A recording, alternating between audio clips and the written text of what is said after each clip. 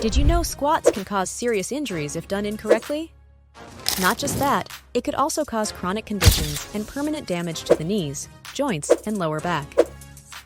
In this video, I will reveal the most common form-related mistakes and show you how to complete a proper form and avoid these mistakes. So stay with me and let's go. First, and before you correct your form, let me show the real benefits of correctly doing squats. First, the optimal muscle activation. The correct form ensures that the targeted muscles, primarily the quads, glutes, and hamstrings, are fully engaged during the movement. This leads to greater muscle fiber recruitment and, consequently, increased muscle growth and strength. Second, the enhanced range of motion. Proper form allows for a deeper squat, increasing the range of motion and further stimulating muscle growth. This also improves flexibility and mobility in the hips, knees, and ankles. Third, efficient force production. When the body is aligned correctly during a squat, force is transferred efficiently from the ground through the legs and into the bar, if using weights. This allows for lifting heavier loads and achieving greater strength gains.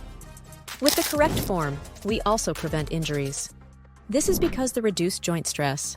Proper form distributes the load evenly across the joints, minimizing stress on the knees, hips, and lower back.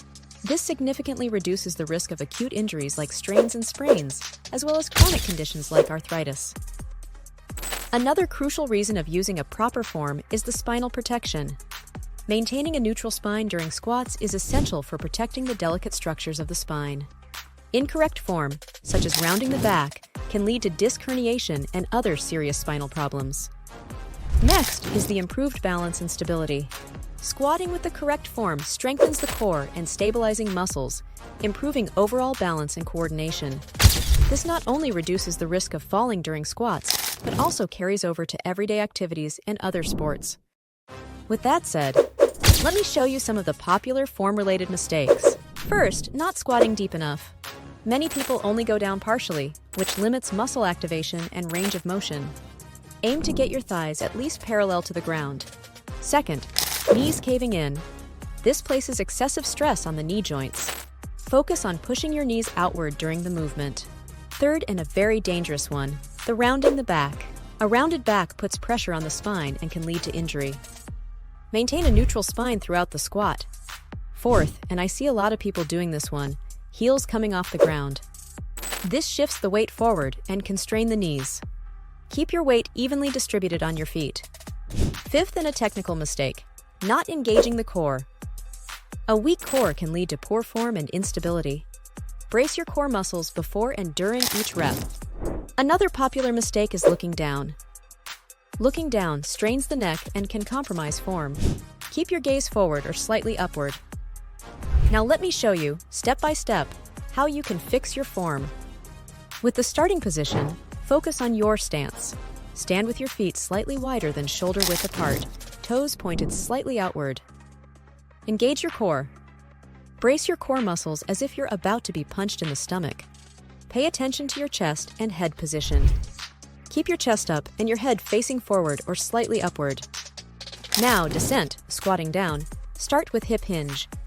Initiate the movement by pushing your hips back as if you're trying to sit in a chair behind you. Now bend your knees. Simultaneously bend your knees, allowing them to track in line with your toes.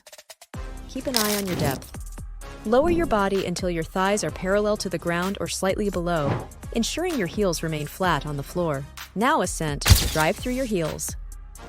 Push through your heels to stand back up, keeping your core engaged and chest lifted. Extend hips and knees. Extend your hips and knees simultaneously, returning to the starting position. Key points to remember. Weight distribution. Keep your weight evenly distributed throughout your feet, avoiding excessive pressure on your toes or heels. Knee position. Your knees should track in line with your toes, not collapsing inward or flaring outward. Back position. Maintain a neutral spine throughout the movement, avoiding rounding or excessive arching of your back. Breathing.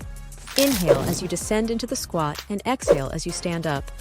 Do you want to know what happens to your body if you do 100 squats every day? Sounds crazy, right? Check the video on the screen right now and follow us for more. See you in the following video.